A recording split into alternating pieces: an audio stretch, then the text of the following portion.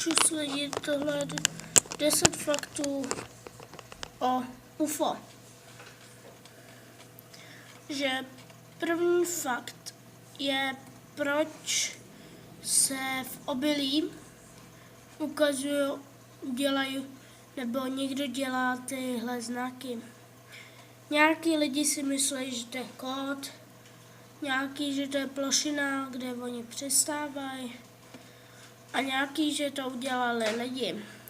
Já si docela myslím, že to udělali fakt ufoňáci a že to je i kód, ale to ještě není jisté, takže jdeme k dalšímu faktu.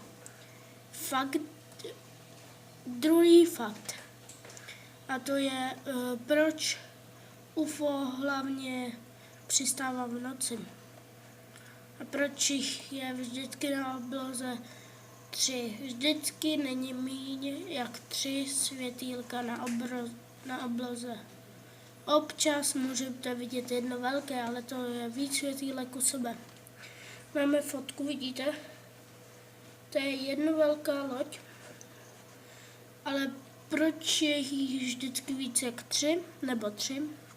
To já nevím a myslím si, že to je jedna velká loď. Mateřská. Fakt 2? Ne, 3. Takže fakt 3. Spekuluje se, že v areálu 51 ukrývají to živí mimozemšťany nebo mrtvoly. No, já si docela myslím, že to tam ukrývají, protože vláda hodně věcí zatajuje.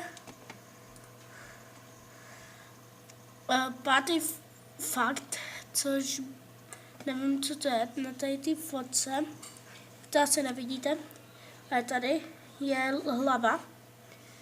Bude to v popisku videa, kde to najít. Je tam prostě hlava. A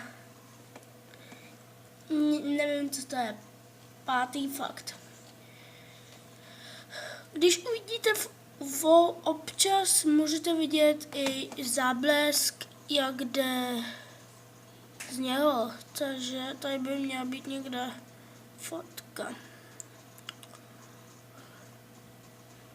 Jak jde prostě záblesk z něho. Mám tu fotku? Není. Pátý fakt je, že všichni říkají, že UFO bere převážně krávy. No, já si myslím, že UFO bere všechno, co narazí, tak to vezme. Živýho. Můžete mi do komentářů napsat, co si myslíte, že vy co bere. A teď jdeme na 6. fakt, a to je, že Němci říkají, že Němci vytvořili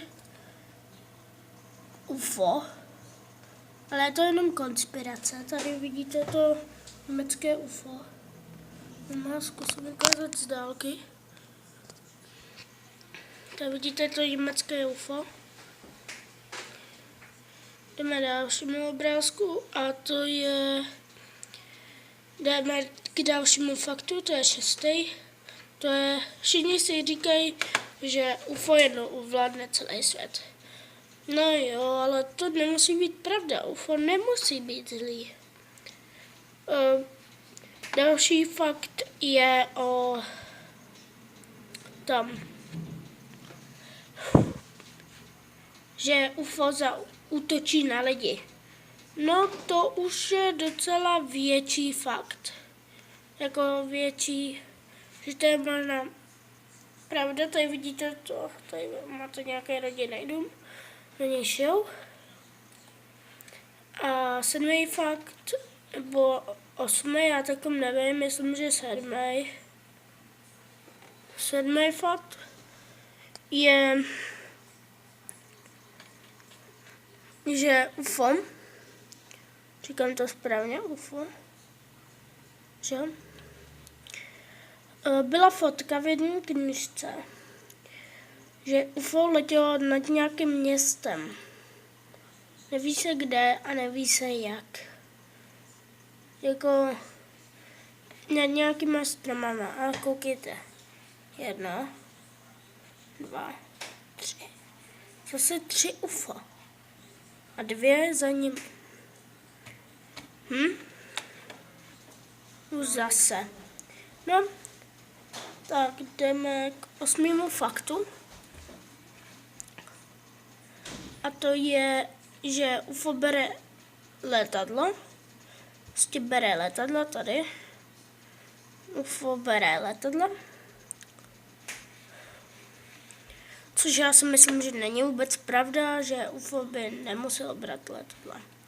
Další fakt, tady už k němu nemám obrázek, nebo jo, jo, že UFO prý, že bere počítač, krade prostě věci. To už není vůbec pravda. UFO normálně chodí. Je to vlastně něco jako člověk, může být